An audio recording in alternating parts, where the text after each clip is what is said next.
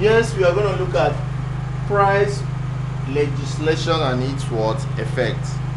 We say that the best way to determine the price of a commodity is by letting the what market forces determine, letting the forces of demand and what supply to determine. That's the best way to determine the price of a commodity. If you want to determine the price of this, the best way is to do what? Let the market determine. Let Mr. Olu buy and sell 10 naira and let Mr. Adeboye sell 5 naira. You see that most people will go to who? Mr. Adeboye to buy because he's selling 5 naira, and from there you see that Mr. Olu will now bring his price down to what? 5 naira, and then the price of this becomes what? 5 naira. Let the market forces demand and what? Supply. If they demand much for it because your price is low, you find out that most people will go to that your price and start selling. But there is another way of determining the price using what we call what? Price legislation. This is when government tries to fix the price of something and say you must sell at 1 naira. You find out that when you do that, some people that are supplying it, they will be angry.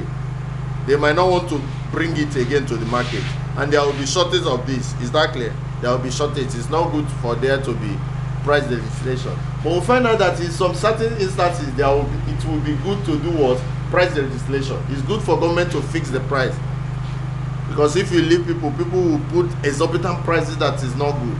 You understand? And that brings us to the course known as what? Price legislation. What does it mean? How does government fix price? Price legislation and what its effect? What does it cause whenever there is price legislation? What happens? Price legislation, also known as what? Price what?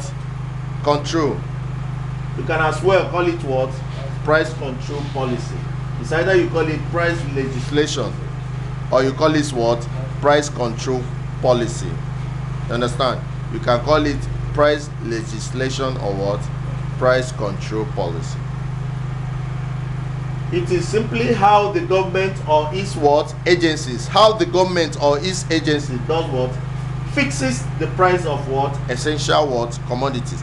All those commodities that you need very well, like electricity. Without electricity, you cannot stay in your house, isn't it? So electricity is an what? Essential what? Commodity. It is the duty of the government to do what? Fix the price.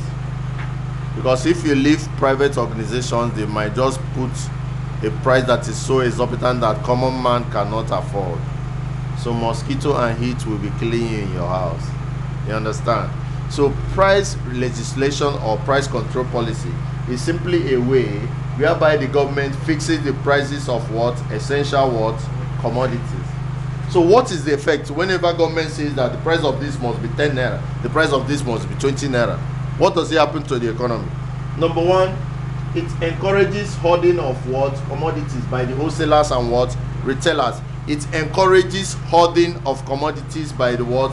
Wholesalers and retailers. Whenever government says that you must sell for 100 naira, and they know that if they sell for 100 naira, they will not make gain, what will they do? They will hoard the fuel in their filling station. They will come, they will say, okay, there is no fuel. They want you to go. When you find out that it's so scarce that you cannot get it anywhere, when you come now, they will tell you it's 200 naira. You say, okay, please give me, I need fuel. I have not had fuel since. You understand? It encourages what? Hoarding. Hoarding is a situation whereby a filling station has a fuel, but when a customer comes or when customers come, they will say, we don't have. They are hoarding the what? Fuel, and it's bad. And you can hoard every other commodity. It's not only fuel that you can hoard. Is that clear? So hoarding can be done with several commodities. Number two, it encourages conditional sales of what? Products. Somebody wants to sell to you, it gives you condition, because the government has already fixed the price. It doesn't allow marketers to do whatever they want. You understand? So they will find a way of making gain. Must find a way. They will start giving conditions and other things. It discourages shortages and might result to queues and what?